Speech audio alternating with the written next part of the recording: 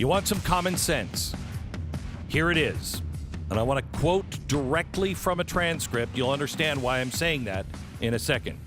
Quote, "The thing I want to talk about that's happened recently, and I never, from my years of teaching and administration, I do not get into religion. I do not get into politics with my students.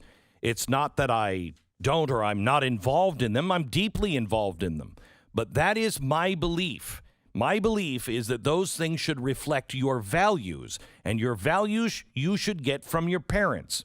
So I always want to have the students go to their parents when they have a question about their values and how that value should be reflected in their faith or in their politics. And you want to align those decisions about religion and politics with those values and with truth. I'm also not a conspiracy theorist. I have no belief in some great overarching Illuminati group that's taking over anything.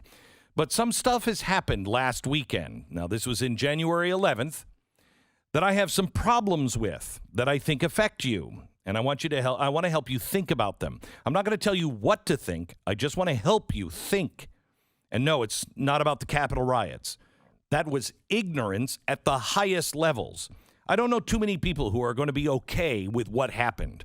I don't care whose side you agree with. We do not practice sedition. We do not attack our legislature. But no. What's going on with Twitter and Facebook and Google and Apple, their decision as private companies to filter and to decide what you can hear and know about. And this is not about Trump. I'm not getting into that.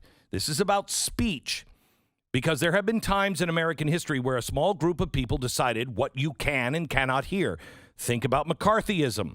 If you don't know about that, Google it or talk to your social studies teacher. But think about totalitarian governments. Think of North Korea. Think of China. What makes those types of systems possible is the restriction and the elimination of the free exchange of ideas. And America, in democracies, we talk about the marketplace of ideas. Well, what happens when the marketplace of ideas becomes a forced monopoly? What happens when you don't have a dissenting opinions? When you don't have an exchange on competing ideas? How do you know if your idea can stand on their own if there is no marketplace of competing ideas? And I'm not saying that because I'm in favor of Parler, or if I'm in favor of Donald Trump, or in favor of anyone else who's being banned, or their app is being told you can't be in the marketplace of ideas because you don't follow our prescribed values or ideas. I have a huge issue with that. And to me, this became a problem back in the 1990s, the early 90s, and that event in history known as Waco. And I know most of you weren't even alive, but your teachers and your parents know about this. I was not a part of the Branch Davidians. I don't have anything for or against Branch Davidians or David Koresh.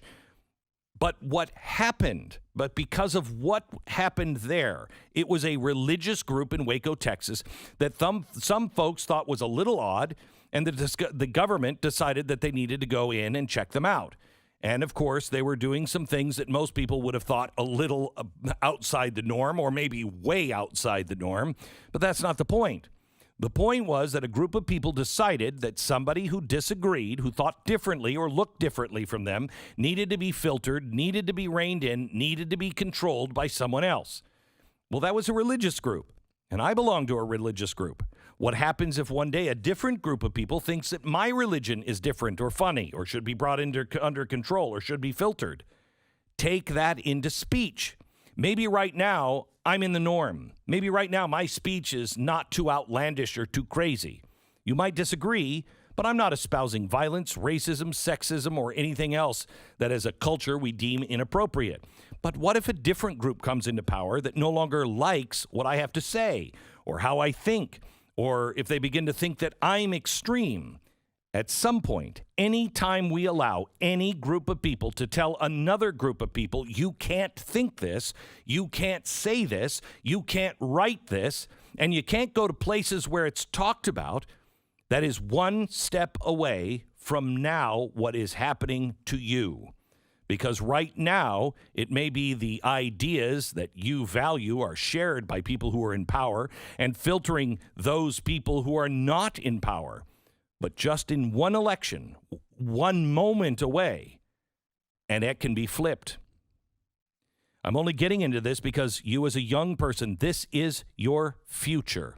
You have a future ahead of you, and you will be developing your own ideas and your own values the way that you want to express yourself. I'm not on Twitter. I'm not on Facebook. I'm not on any social media. My children are not on any social media. I'm 100% against Twitter and Facebook and Instagram, not only because in and of themselves are bad platforms, but what is happening on them. I'm not in favor of that. Okay, this goes on, but it's the same tone the whole time. This principal is a principal that, man, I would love to support the school that he is the principal of, or she.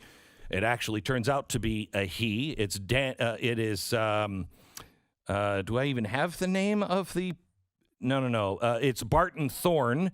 He was the principal of Cordova High School, and he's being represented by Daniel Suhr. He is the senior attorney, the Liberty Justice Center, because this principal was suspended for that speech.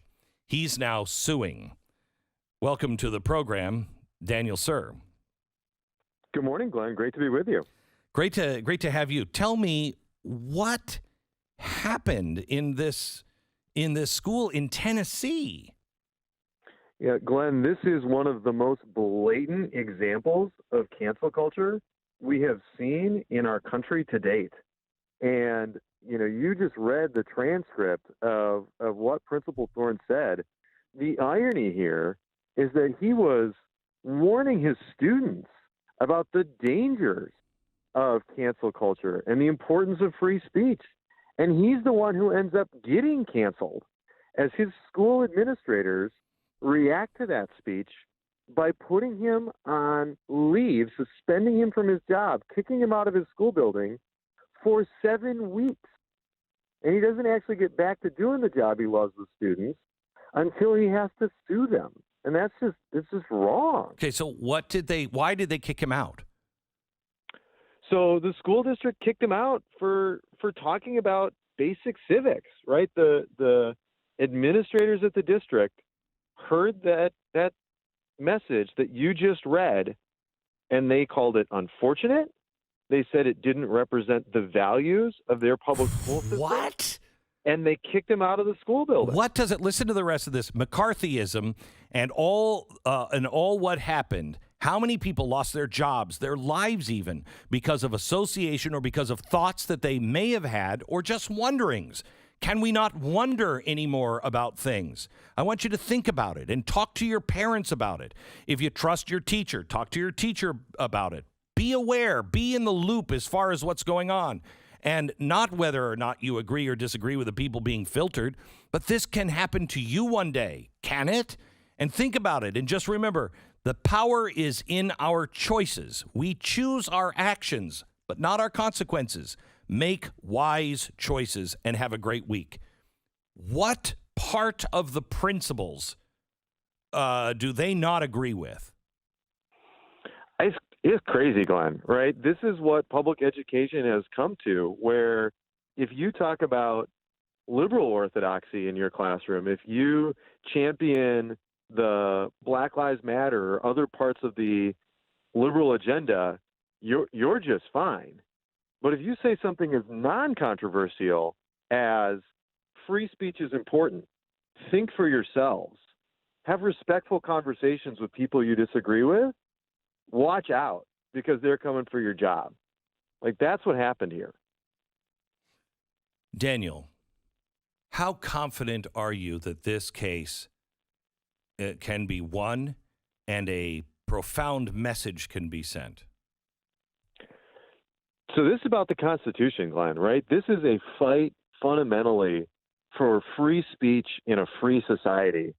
And I feel great when I got the Constitution on my side as a lawyer. And I feel great when I've got a client like Barton Thorne, who is a great principal, who is a good man, who's the kind of person every parent wants teaching their students these important life lessons. So I feel great about our case, and I hope the school district does the right thing here, which is not just giving Barton his job back, but acknowledging that what he said was right. this is a teachable moment. The school district needs to tell its students that if they talk about free speech in a paper, they're not going to get an F. It needs to tell the other teachers in this district and across the country, it's okay to talk about the Constitution, to teach basic civics, and not have to watch your back that the speech police are coming for you. So hopefully the district does the right thing here and acknowledges what it did was wrong and illegal. We're talking to Daniel Suhr, the senior attorney at the Liberty Justice Center. Daniel, I think it is important, really important, not only that he's reinstated, but I agree with you that they admit that they were wrong and that this, what he said was right. Not just that they were wrong, what he said was right. You should be able to think for yourselves and discuss these things in a reasonable manner. But I would like to see, is there any way to see something more than this? Is there anything that can be done that sends a message? Because this is happening everywhere, and it's why people are not standing up. And that's honestly, Glenn, why programs like yours are so important. We have to shine a light on this. The only way we will fight back and win on cancel culture is if people have courage, if they have the courage of their convictions, if they stand up, and if others stand with them. And if we shine a light on these outrageous examples, like what's happening to Principal Thorne, and the message gets out, thanks to platforms like the one you have, that this is not acceptable in America. We still believe in free speech in America, and cancel culture isn't going to win, because at the end of the day, the First Amendment, the U.S. Constitution, that's what we as Americans value. That's what we treasure, and that's what we're going to stand for.